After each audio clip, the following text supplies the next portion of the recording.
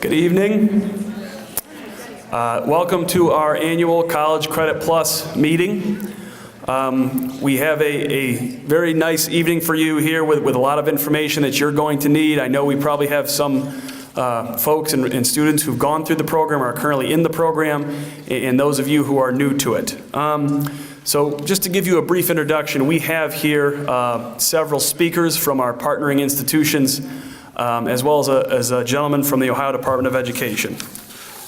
So first speaking is Mr. Jack Naris, who works for the Ohio Department of Education. We also have college representatives from our partnering institutions, Mr. Greg Landis from the University of Akron, Mr. Joe Vayner, who's from Cleveland State, and Ms. Megan Claycomb from Cuyahoga Community College. So we will have each speaker take their turn. We will go over some housekeeping things. I will finish up, and then we will open the floor up to informal questions after we conclude. So without much further ado, Mr. Jack Naris.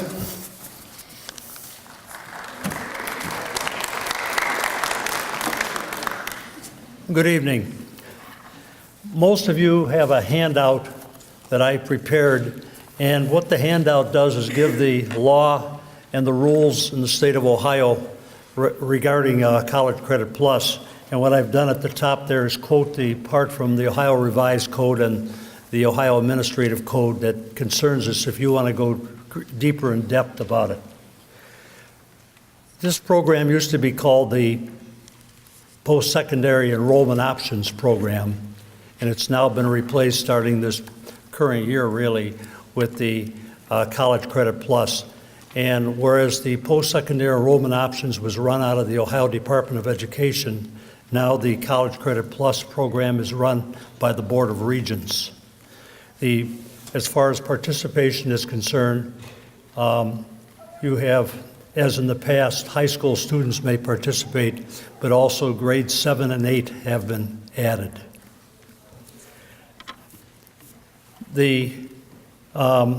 Reading from this, it says eligibility is for a secondary, and it says grad student, and of course that's wrong, it's grade, it's not a grad. So a secondary grade student who is a resident of the state of Ohio may enroll in a college on a full or part-time basis and complete non-sectarian, non-remedial courses that give both high school and college credit simultaneously. And then the student at the end of that receives transcript college credit. In order to participate in the program, it says that number one, the first thing that has to happen is that the parent and the student have to inform the school, the principal, or the principal's designee of their intent to participate the following year. The second requirement on the top of the second page there is you have to apply to the college and be accepted by the college as a college student. And the student is on his or her own to do that, and I'm sure that the high school helps in some way. But there's a requirement that the student has to apply and the student has to be accepted by that college. In making the decision to participate, the student then makes one of two choices. Either A, they receive only college credit and pay for it themselves, or B, you receive both college and high school credit and have the cost of the program paid through the school district at no cost to the student. So the student has to make a choice between which of the two. And I know periodically somebody will ask me the question, why would someone do A? Well, I know the answer to that question, but I don't even want to get into it. Number 5 there, I mentioned the fact that what I'm talking about is the program for public high schools. If a student is a student in a non-public school or is homeschooled, they may still participate, but then they have to go through a separate set of funding and a separate application procedure other than the one that's you go through here at Brecksville Broadview High School. Before I get into the next section, I always have to say what the Ohio legislature has been about for about the last 35 years is parent choice, parent and student choice. And yes, your student, your child, the student who's here in the audience is assigned to Brecksville Broadview High School because of where you live. But what the Ohio legislature wants to do is give parents and students other choices other than having to take all courses here in this high school. This, as I said at the bottom there, this year they've added grades 7 and 8. But if 7 and 8 participate, it's applicable. They have to meet all the requirements that everybody else meets.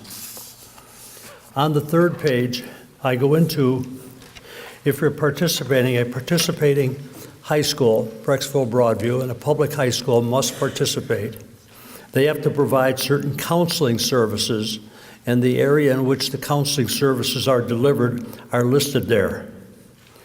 The important one, the last dash that's there, they have to communicate to the student the possible consequences and benefits of participation.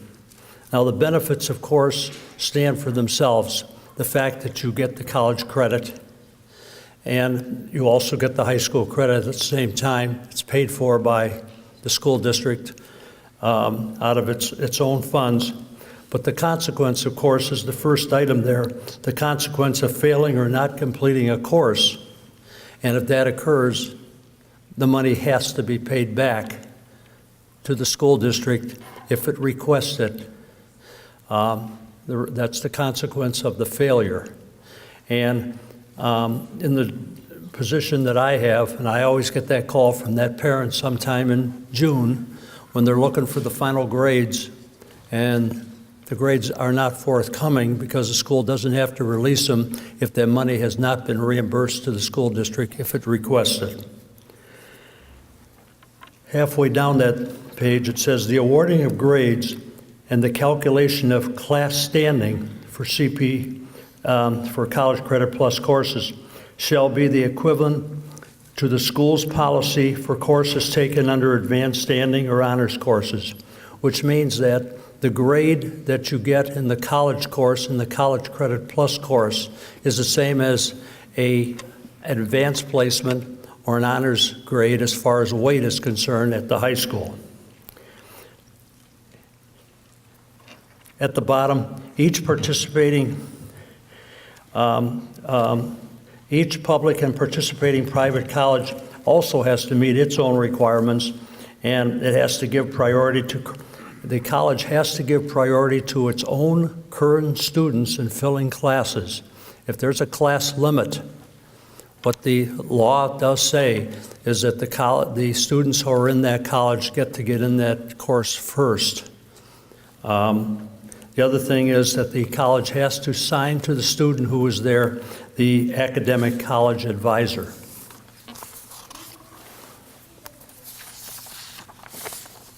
As I said, the payment is made by the school district. The next paragraph goes into, again, the consequences of having to pay if you do not complete the course, do not withdraw from the course before the designated day that the college sets for it, or it gets a failing grade in that course.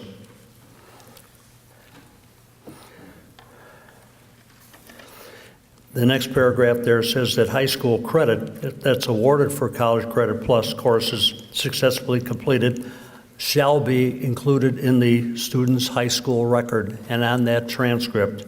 And then that transcript, then it has to designate the name of the course that was taken, the grade, and the fact that it was completed at a particular college or university. The law also says that there have to be 2 pathways that are established at the school, one of 15 hours and one of 30 hours. And that is, if a student doesn't really know what courses they want to take, but they want to participate, each college can recommend a path of courses that can be taken in order to go through those 15 hours or those 30 hours. As far as the rules are concerned, then the textbooks are paid for, And the textbooks can be the hardcover, they can be electronic, or other, whatever it is that's required in that particular course. The last words on that page, you can take a college course in more than one institution at the same time, which is now allowed in the law, which was not really previously. If a course is taught at the high school, in this high school, then only students who are taking the College Credit Plus are allowed to participate. A student participating in College Credit Plus may not take more than 30 college credit hours during one academic year. If there are final course exams which are required by the state, and the student takes one of those courses where there's a final exam required by the state, that exam still has to be taken by the student. You also get the situation where some of the college courses are 2 hours, 1 hour, 3 hours, 4 hours. And basically the next statement that's said there is that if it's a 3-semester-hour course, you get 1 Carnegie unit toward high school graduation. If it's more than 3 hours, you still get only 1. If it's 2, you'll get only 2/3, and if it's 1, you get only 1/3 of a Carnegie unit toward graduation. The last thing that it does say there is that you can also take online instruction if that is an online course that's offered in the college catalog.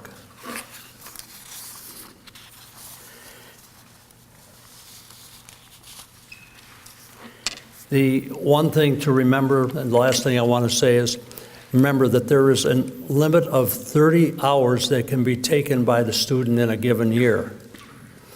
For each Carnegie unit of credit that the student is earning at the high school, that counts as 3 semester hours in the college.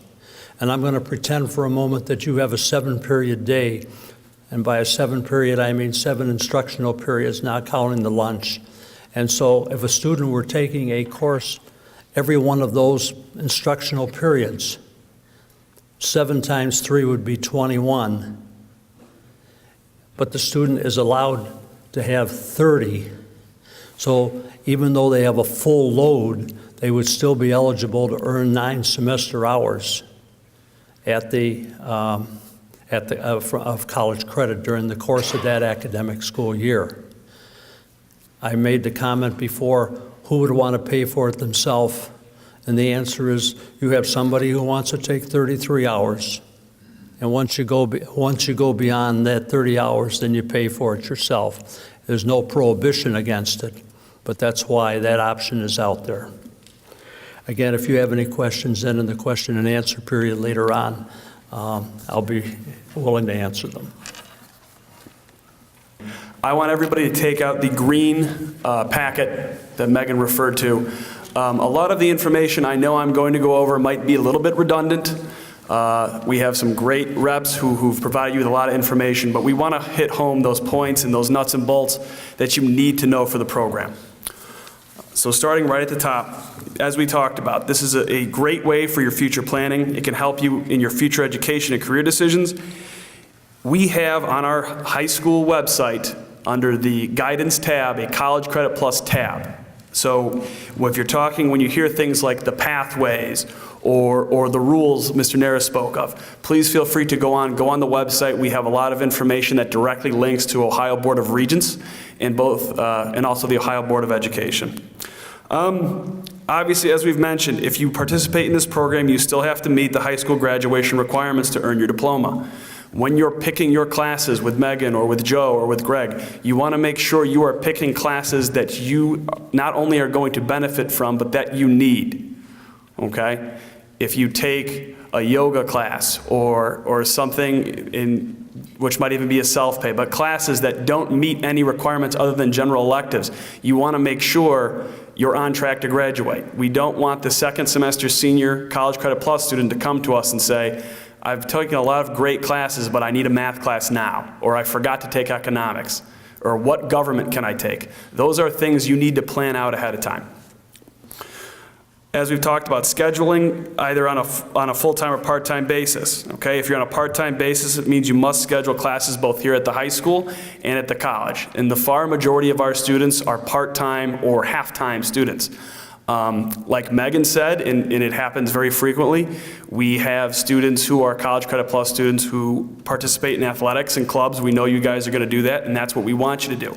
But you have to plan your time efficiently. Your coach isn't going to accept your excuse that you're late for practice because you're driving from Parma, then you got stuck in traffic, okay? Or that your club advisor's wondering where you are because you got stuck at a class that got out late. You need to plan your time effectively. Who here is planning to drive themselves to and from their classes? Okay. You need to understand, as adults do, driving to work every day, that traffic patterns are dictated by when people are coming to and from work.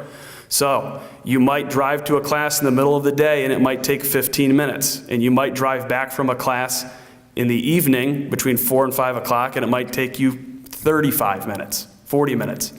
Those are things that I know students sometimes don't think about because I've had them in my office. I've been waiting for students and they burst in 20 minutes late and say, "You will never believe I ran into traffic coming from Parma." We know. So learn that now, plan ahead.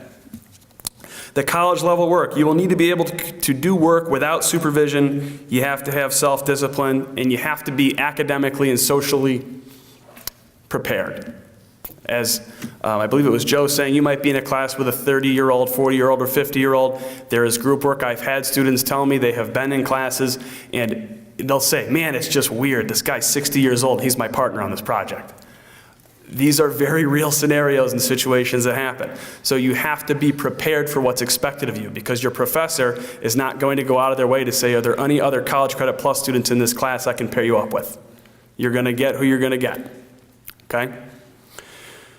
We talked about transportation, getting there on time. You have to provide your own transportation, okay? So whether it's driving yourself, mom or dad driving you, a relative, maybe even the RTA for some of our braver students. I know we have one or two, but you need to make sure your transportation plan is in place because we can't help you, your college professors can't help you, okay? You need to be where you need to be and where you're supposed to be. The extracurricular activities we talked about, planned around practices and meetings. Number 7 on the front, potential financial obligation. If you fail a course, the district may seek reimbursement. And I think the smartest thing to do, as we've said, is check with your institution. Make sure you know the expectations about if I fail a course. Know your deadlines about adding and dropping classes. In my experience, if students do these things ahead of time and educate themselves, you're not going to run into a problem where you're in a situation where I owe money and I wasn't aware of it, or I failed a class and now I don't know what to do. You need to prepare ahead of time. All right, can everyone go to page 2, please? Okay, running through the program advantages. Again, some points we've already hit on. Okay, you're taking courses that are not offered at our high school. You have a chance to experience college level work and a college life prior to making a final decision about post-secondary education. You can take classes that challenge you or cover areas of interest to you in things, again, we don't necessarily offer here in the traditional high school environment. Your parents can use this opportunity to involve us or the principal in your education and career planning and getting you ready for that step when you're in the job world 4 years down the road.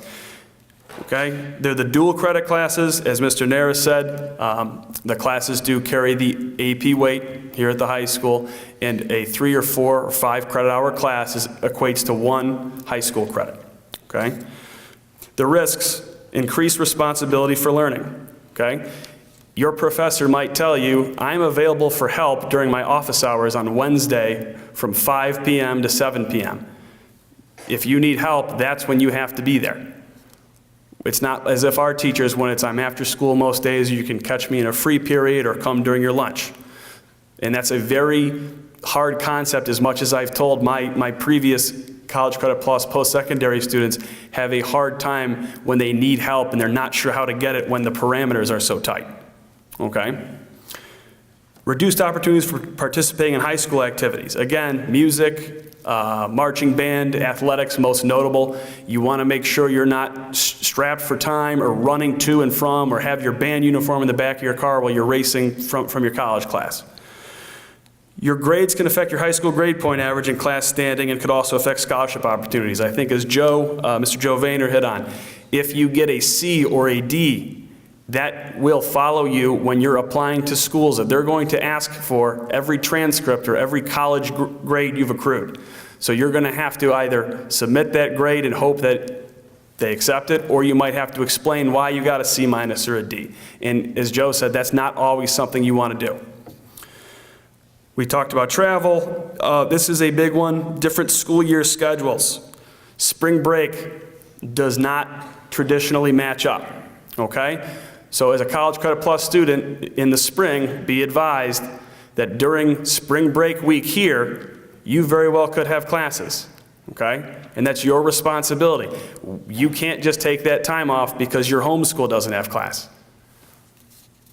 And you'd be surprised how oftentimes students forget that, or they just simply don't go because they said, oh, I just figured it was the same. It's not the same. Make sure you know your academic calendars. The scope or content of the course may differ from your high school courses, as well as the content of the high school proficiency tests. We've talked about this. These are tougher classes, okay? You're going to have to be more critical thinking and more analytical. Experience some social discomfort. If you fail to withdraw from a course, it may affect the credits needed to graduate. We know that, and I can't stress enough. Make sure you know all of the deadlines for adding, dropping classes, and consequences for failing classes. And you have to know this is institutionally specific, meaning you need to know at Akron what they do or what Tri-C does or what Kent State does, because any school you're going to look at may have a different policy. Okay, could everyone turn to page 3, please? And again, my copy's white, so we're still on the green form, page 3. Okay, steps to follow. This is the first step, the mandatory meeting. After you've heard all the information, go home, talk this over, students, with mom and dad. Obviously, you should have a parent here. Maybe talk with your family. The page 4, as Megan said, is the intent to participate form. So page 4 is what we're going to need in the guidance office signed by April 1st. Okay? It's February 8th, so you have plenty of time to discuss this, weigh the positives and negatives, make a decision, and get this form to us. If we could go back to page 3. The steps on our end, okay? You want to meet with your counselor to discuss the program and how it might fit with your educational and personal goals. If you decide to participate, please sign the form. Turn that into us in telling us you're aware of your responsibilities. Once you have completed and signed the participation intent form, you need to obtain an official current high school transcript. And as I mentioned, and as the reps mentioned, you must follow the college procedures for application, okay? So whatever their process for applying is, that's what you have to do. Whether that is you being able to supply an official transcript we give to you, or if we are asked to send it directly. And again, as you know, failure to provide all the information needed may delay your registration at the institution. So as Megan said with Tri-C, you want to make sure you have that authorization to attend form, signed by your counselor, signed by your college, I believe you're a designated college counselor. You need to have all of your paperwork in order and all of your T's crossed. It's very important. If you have, or you're not sure about what you need, please contact them. As high school counselors, we get busy with the spring, helping you with scheduling and other things. If you miss a deadline at Tri-C and come to me and say, and I've had it, well, how come you didn't tell me? It's not my responsibility to tell you. It's your responsibility to reach out if you're not sure about something. Meet with the institution's admissions staff. You can either take a copy of your transcript with you, or if you submit an official high school transcript after being accepted, they might use that to help guide their advising process and what you're going to schedule for. Number 4, complete the post-secondary admission registration forms. Be sure to contact your counselor if you've made course changes from your original plan when you registered. So, for example, with Tri-C, with their authorization to attend form, we sign off and approve those classes you have on that form. But if you are within their credit limit, as Mr. Naris talked about, if you are able to take more credit, you could add a class on there yourself, and honestly, we would not know. Or you might add 2 classes and now be taking 4 when you had initially signed up for 2 that we approved. This is a situation where you need to tell us what you're taking, because come fall, we're going to get a list of your classes, and if those two forms don't match up, there can be issues with your books, there could be issues with your classes. These are things, again, on our end as high school counselors, we're here to help, but we can't read your mind, and we don't know what you did during the summer or what you maybe have decided to do while you were at your advising appointment. So if there's changes from what we discussed, you need to let us know. Number 5 is the biggest one, and this is where we get the most questions. Verify the number of high school credits you will receive from your post-secondary courses with your high school. So, as College Credit Plus students, it is your responsibility to touch base with your counselor, alphabetical counselor, before the end of the year to make sure we have your schedule in place for the fall. The million-dollar question we often get from parents and students is, well, we've just done our schedules. Schedules were due last week. So how am I supposed to schedule my classes at Tri-C or Akron or Cleveland State when I've already picked my classes at Brecksville, Broadview Heights? We know that you're going to have to change your schedule. When you go to your advising appointment, you should, and we encourage you to, schedule your classes at your College Credit Plus institution in either an AM or PM block, meaning that your classes need to be either together in the morning or together in the afternoon. Point being, and I've had students do this before, if you go and you schedule your classes at Tri-C and you do not check your schedule here at BBHHS, you might find one of two things. In the fall, we've had to take a bunch of classes out of your schedule and put them in an order that doesn't work for you. Meaning that you're saying, well, what do I have to now drive to Tri-C for one class, and then I have to come back to the high school, and then I have to go back to Tri-C? These are things that have happened in the past, okay? You need to do this. When you get your schedule block, you need to come to your counselor, and we need to look at your current schedule that you submitted last week, or rather by Monday of last week, and we need to make sure we have, when we have our periods, the classes designated so we know where you're going to be. So I'm taking English and math over at my CCP institution, so I have to make sure I'm taking my science and my history and anything else, and I need to make sure the time matches up. So I'm doing all of my classes at Brecksville at one time and all my classes at my CCP institution at another time. Okay? If we run into a situation in the fall, and as counselors, as you know, the first week of school is very hectic. If we don't know, and you haven't told us what you've done, whether you registered late or you've decided to add on an extra class or you forgot to, and this is the most common one, have forgotten to see us before you leave, and we know with final exams and all of the other activities in the spring that it can sometimes happen. It can really be a mess for you in the fall. And as counselors, there's only so much we can do on September 5th when you're 2 weeks into your semester at your school. So think of those things, read through this. If this seems like a program for you, again, page 4 we will need by April 1st, and this can be submitted in the guidance office. Athletic eligibility. Oh, thank you, Mrs. Walsh. Athletic eligibility is another piece. If you are an athlete, how many athletes do we have here? Show of hands. I take it quite a few. You have to meet the same requirements as put in place by OHSAA. I myself am the varsity girls lacrosse coach, so I am very much aware in focusing on what my girls are doing, and I do have a couple College Credit Plus students. You must be passing, according to the law, the same 5 academic 1-credit classes or equivalent to be eligible. So if you, example, are a student who are taking 2 classes at the high school and try to take 2 classes at your College Credit Plus institution in a semester, that is still 4 classes. You need 5. So we would tell our students, we want you to have 5.5 credits, right? If you're a full-time student here. Make sure that you are taking 5 credits at all time. And remember, your eligibility is determined by the academic quarter prior to the start of your season or the contest. So just keep in mind that those rules do apply. We've talked about the withdrawal. If you have more questions, again, feel free to come see us, all the counselors, myself, Mrs. Baislock, Mrs. Owens, Mrs. Campo Benedetto, Mrs. Thrasher's maternity leave sub, are down here, are happy to help. And thank you very much for coming to the program. Drive safe.